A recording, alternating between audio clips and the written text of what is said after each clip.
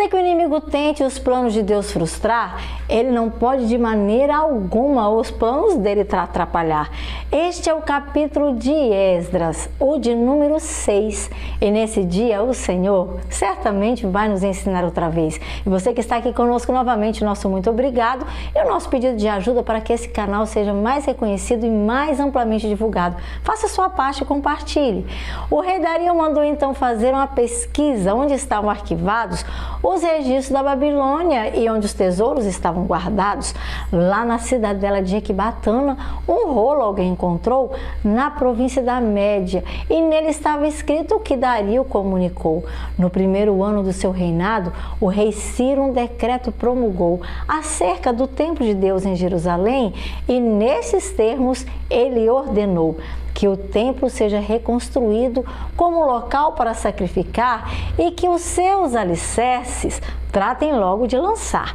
Ele terá 27 metros, será a medida de sua altura, e 27 metros será a medida de sua largura, com pedras muito grandes que se fará com 3 carreiras, acrescentada logo após de uma carreira de madeira, e pela tesouraria do rei tal obra será custeada, e os utensílios de ouro, os utensílios de prata da casa de Deus que Nabucodonosor tirou do templo de Jerusalém e trouxe para a Babilônia, todos serão devolvidos também aos seus lugares no templo que fica em Jerusalém. Eles serão levados e na casa de Deus, quando estiver pronta, eles devem ser colocados. Agora então, Tatenai, que do território é governador, a oeste do Eufrates, e Setar-Bozenai, que sempre o auxiliou, e vocês, funcionários dessa província e amigos deles que estão lá,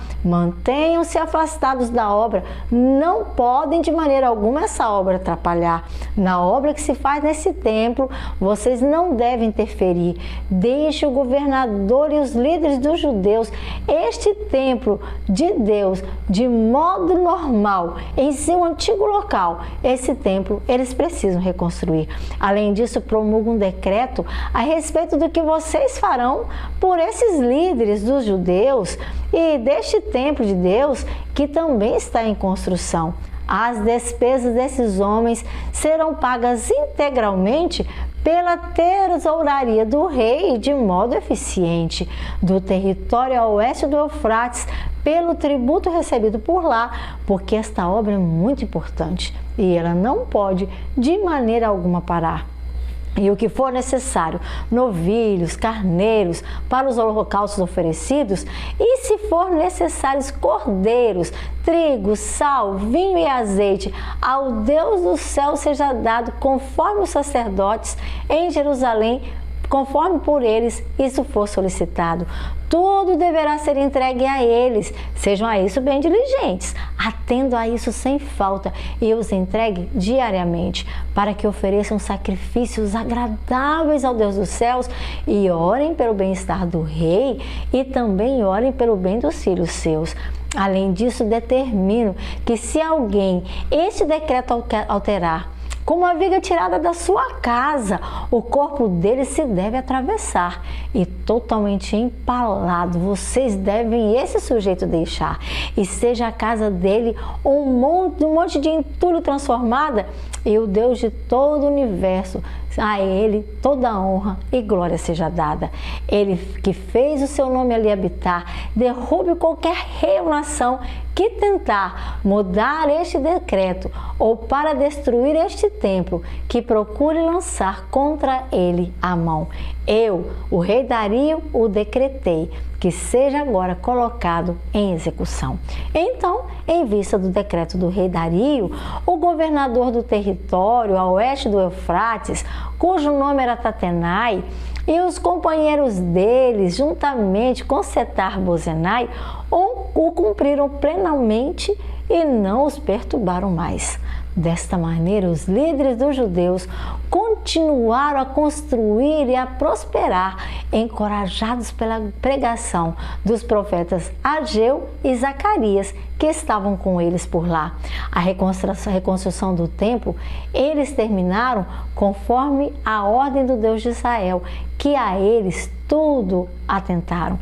E os decretos de Ciro, de Dario e de Artaxerxes também, que eram reis da Pérsia, foi concluído então o templo em Jerusalém.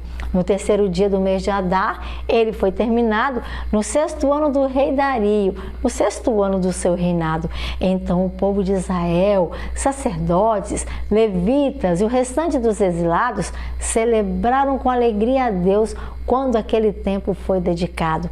Nesta festa ofereceram 100 touros e 200 carneiros como oferta pelo pecado, 400 cordeiros, 12 bodes, de acordo com o número das tribos de Israel. E eles foram os ordeiros, e os sacerdotes em suas divisões, tudo ali organizaram, e os levitas em seus grupos para o serviço também alegremente se apresentaram, de acordo com o que está escrito no livro de Moisés. E no 14º dia, isso é do primeiro mês, também celebraram a Páscoa. Aquele povo, os exilados, os sacerdotes, os levitas, já tinham se purificado, estavam todos cerimonialmente puros, e os levitas sacrificaram o cordeiro da Páscoa para todos os exilados, e para os seus colegas sacerdotes, e para eles mesmos trabalharam. Assim, os israelitas, que tinham voltado como prisioneiro, juntamente com todos os outros, comeram daquele cordeiro, que das práticas impuras dos gentios eles já haviam se separado, a fim de que o Deus de Israel, o Senhor, Deus do céu, por eles fosse buscado.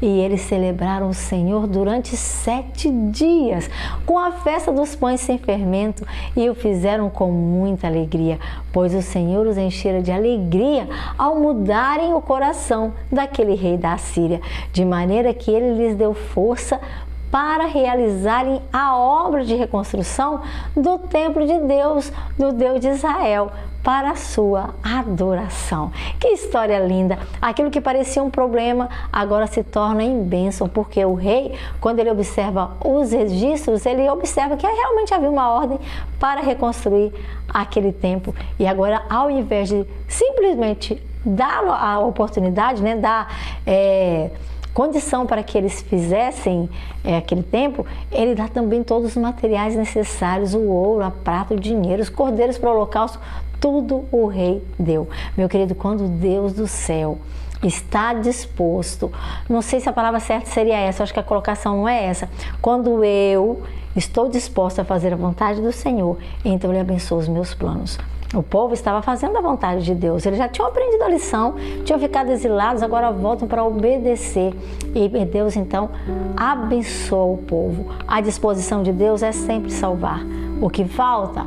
A falta está sempre em nós, seres humanos, que às vezes não estamos dispostos a aceitar a nossa parte, que é obedecer e seguir os conselhos de Deus. Então seja sábio, busque a Deus, faça a vontade dEle, e Ele com certeza vai abençoar você, sua família e seus projetos. Que você então compreenda isso, continue lendo a Bíblia, seja reavivado, e nós então nos encontraremos amanhã para mais um estudo de mais um capítulo. Até lá!